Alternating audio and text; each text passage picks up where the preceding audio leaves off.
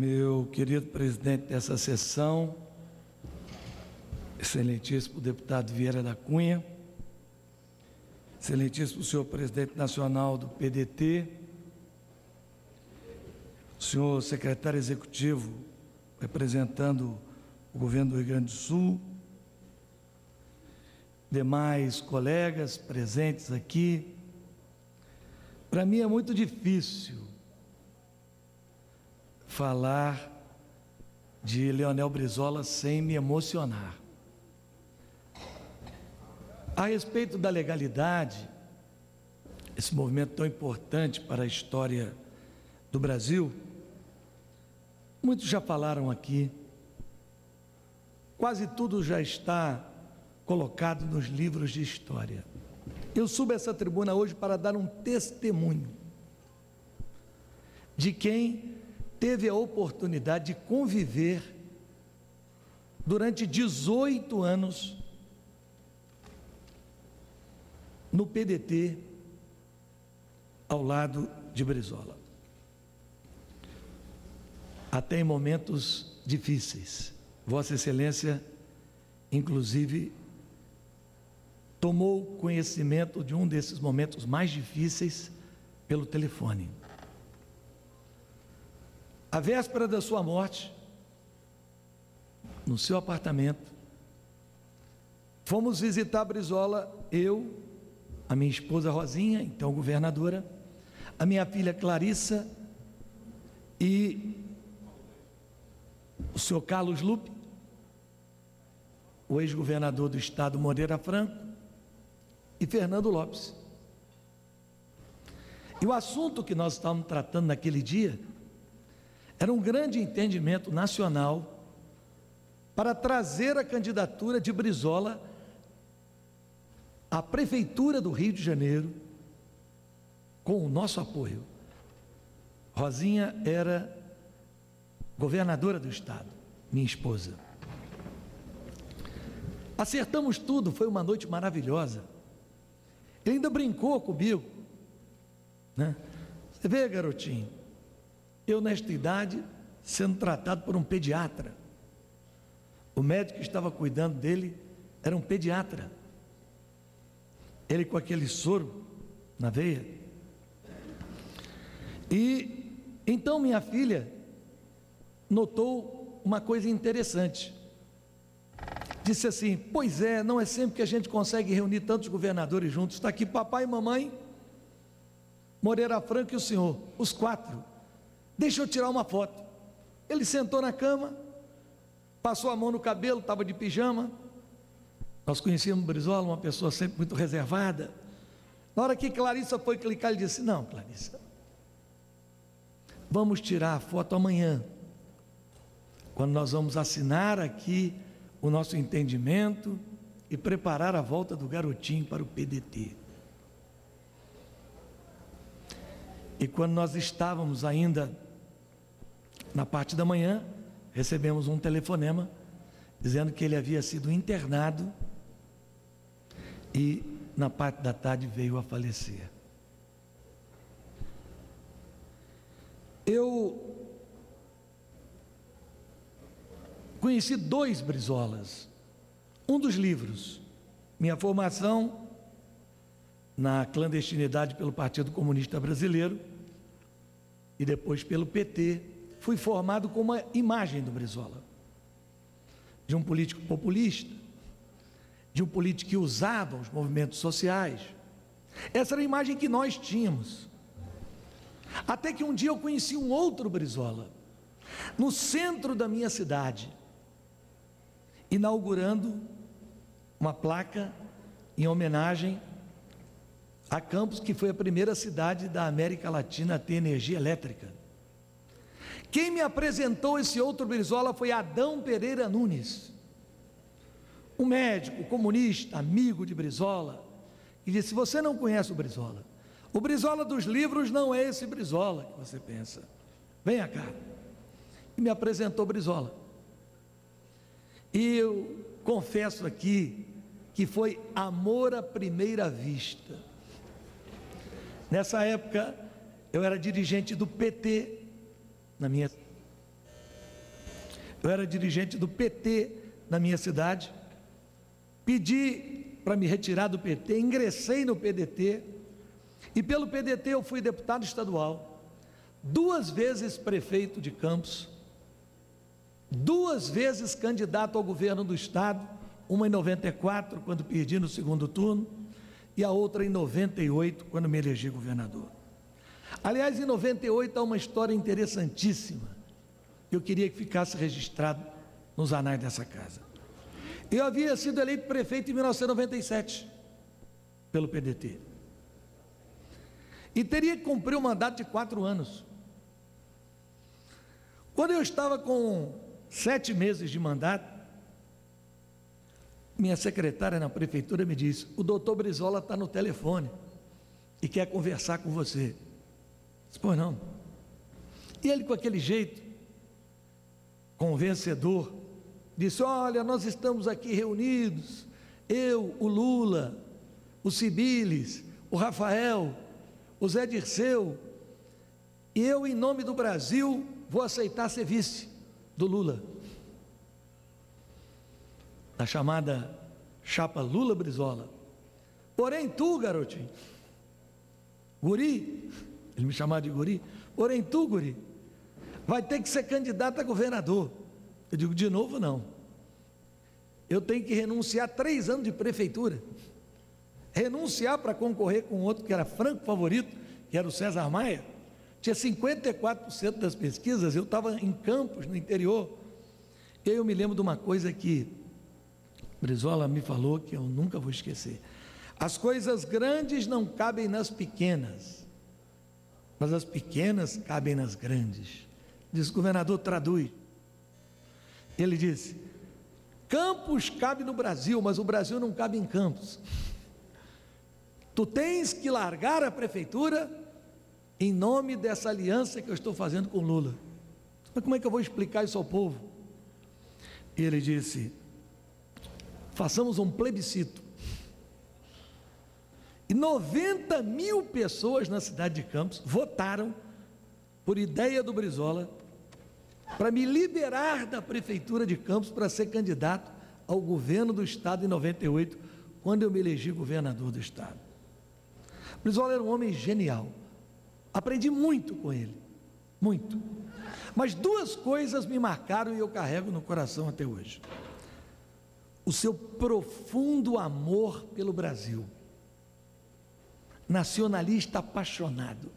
Quantas vezes eu vi Brizola falar do Brasil chorando, naquelas noites em que eu era secretário de Agricultura e morava pertinho dele, num apartamento alugado ali na rua Domingos Ferreira, em Copacabana.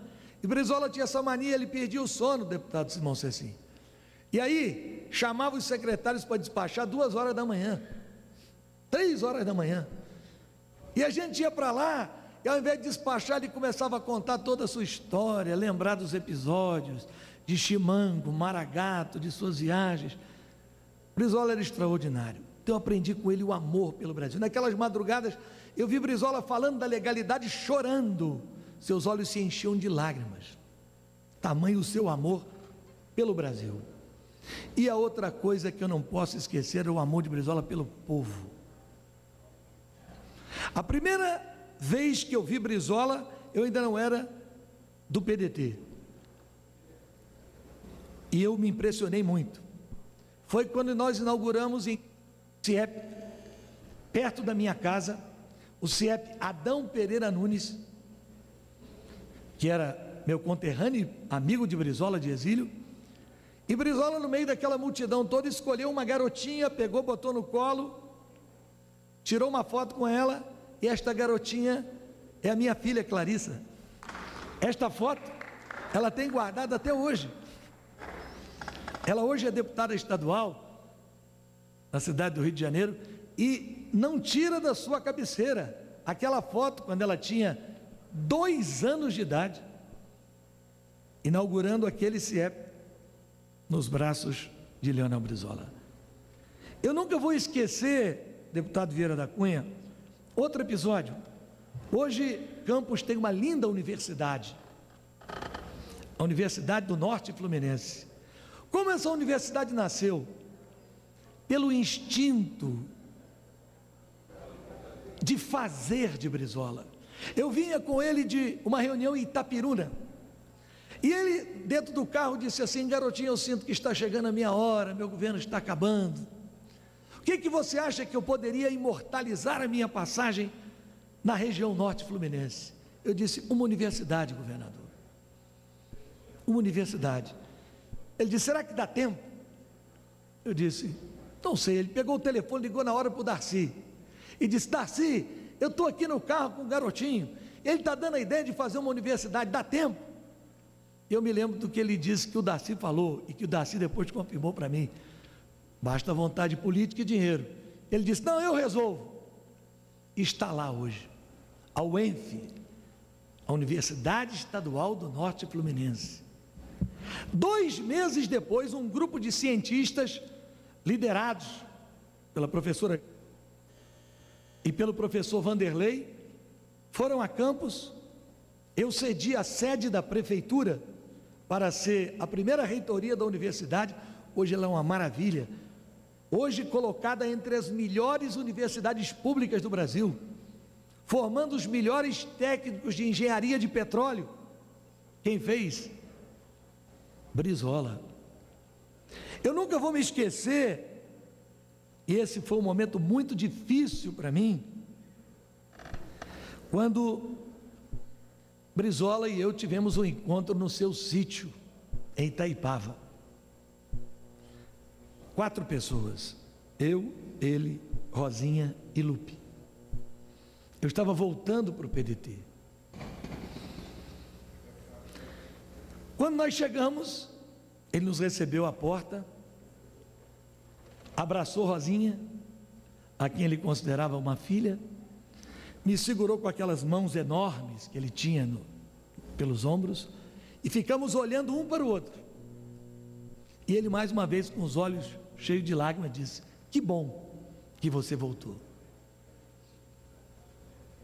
Então, eu estou dando aqui o testemunho de um grande brasileiro que eu conheci.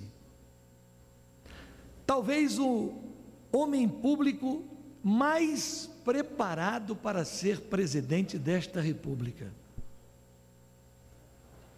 A história tem os seus caprichos. Morreu sem ser presidente da república. Mas os ideais de Brizola continuam vivos em todos nós.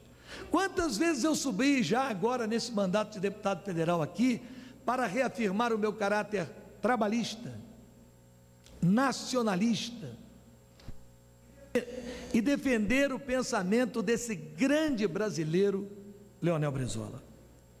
Me lembro também do seu sepultamento em São Borja, que começou no Rio de Janeiro. Mesmo massacrado pela covardia que as organizações Globo fizeram contra ele durante os seus 2 mandatos. O sepultamento de Brizola foi uma espécie de catarse da população. O povo foi para a rua. Eu, à época, recebi o presidente Lula no gabinete da então governadora Rosinha, minha esposa, e o saguão do Palácio Guanabara estava tomado pelo povo. Era uma fila que fazia voltas e mais voltas em todo o quarteirão. Pessoas humildes, pessoas descalças, pessoas, como ele gostava de dizer, desdentadas, pessoas do povo, que foram ali ao Palácio Guanabara dar o seu adeus àquele que procurou no governo fazer justiça a todos, mas principalmente aos mais pobres. Ali pelo Rio de Janeiro, seu caixão foi levado pela rua num cortejo popular, e depois eu acompanhei até São Borja, onde coloquei uma última flor, uma rosa, em homenagem da minha família a esse grande brasileiro.